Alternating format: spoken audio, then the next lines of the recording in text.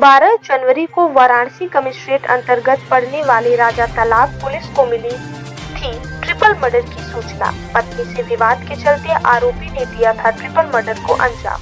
अपर police आयुक्त संतोष सिंह ने press conference के माध्यम से किया घटना का खुलासा।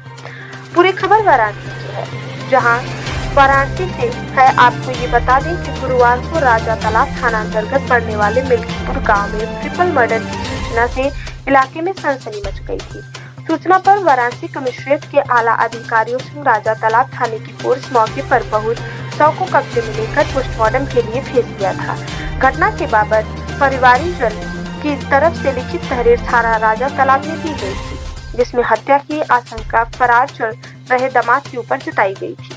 वाराणसी कमिश्नरेट पुलिस धरातली तथा सर्विलांस आदि के माध्यम से फरार चल रहे आरोपी को गिरफ्तार कर लिया है। अपर पुलिस आयुक्त ने बताया कि पति का अपनी पत्नी से काफी दिनों से विवाद चल रहा था।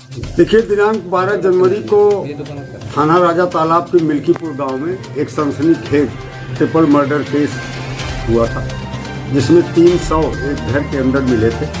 मृतका में रानी गुप्ता थी, वाइफ ऑफ भोला गुप्ता। इनकी उम्र लगभग 50 वर्ष थी। इनकी बेटी श्रीमती पूजा गुप्ता, वाइफ ऑफ अरविंद गुप्ता, और इसकी उम्र लगभग 30 वर्ष थी। इसका चौथा तीसरा मोहन गुप्ता, जो रानी गुप्ता का बेटा था, लगभग 22-23 साल का था। ये तीनों शव एक घर के अंदर मिले थे और इसका सफल अनावरण आज किया गया है। इस घटना का इकलौता अभियुक्त अरविंद, जो मृतका पूजा गुप्ता का पति है, ये गिरफ्तार किया गया है और इसकी गिरफ्तारी के साथ ही अभियोग का अनावरण हुआ।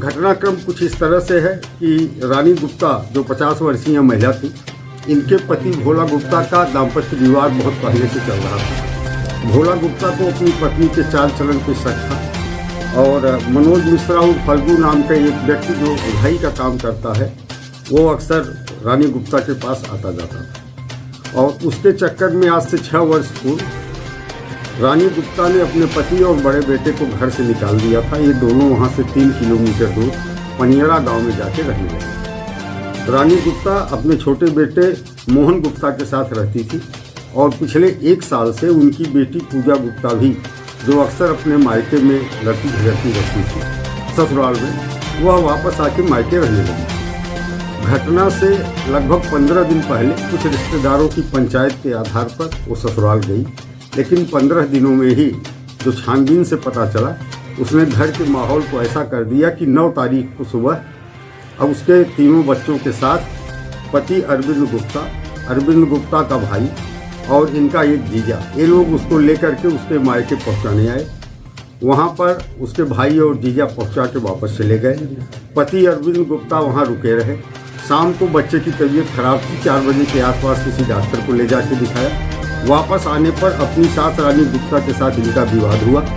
विवाद के क्रम में इन्होंने एक बांस का टुकड़ा जो सामने पड़ा हुआ है, इसी से रानी गुप्ता के ऊपर प्रहार किया तो इनकी पत्नी हंसुआ लेकर के अंदर से दौड़ी। इन्हें लगा कि वो इन्हें मार देगी। इन्होंने पत्नी पर भी इसी बांस से प्रहार किया और घायल होकर गिर पड़ी। इनका साला मोहन गुप्ता घर के बाहर मोबाइल पर किसी से बात कर रहा था। शोर सुनकर के अंदर आया और कुर्सी उठा करके इनके ऊपर झुका। इन्होंने उस पर भी लाठी से ही वार किया और हेड इंजरी आई, वो गिरा। इसके बाद इन्होंने उसी हंसुए से साले मोहन गुप्ता और पत्नी पूजा गुप्ता, जिनके बारे में इनको शक था कि अभी शायद जिंदा हैं, गला काट दिया और वहां से फिर अपने तीनों बच्चों को लेकर ऑटो रिक्शा से कुछ दूर गया। अपने भाई को फोन करके बुलाया और बच्चों को उसको सुपुर्द करके लापता हो गया। लगातार हमारी टीम प्रयास कर रही थी। स्थानीय थाना की पुलिस, थाना प्रभारी, स्वाट की टीम, सर्विलांस की टीम, सबके संयुक्त प्रयास से काफ़ी प्रयास के बाद आज इनकी गिरफ्तारी की।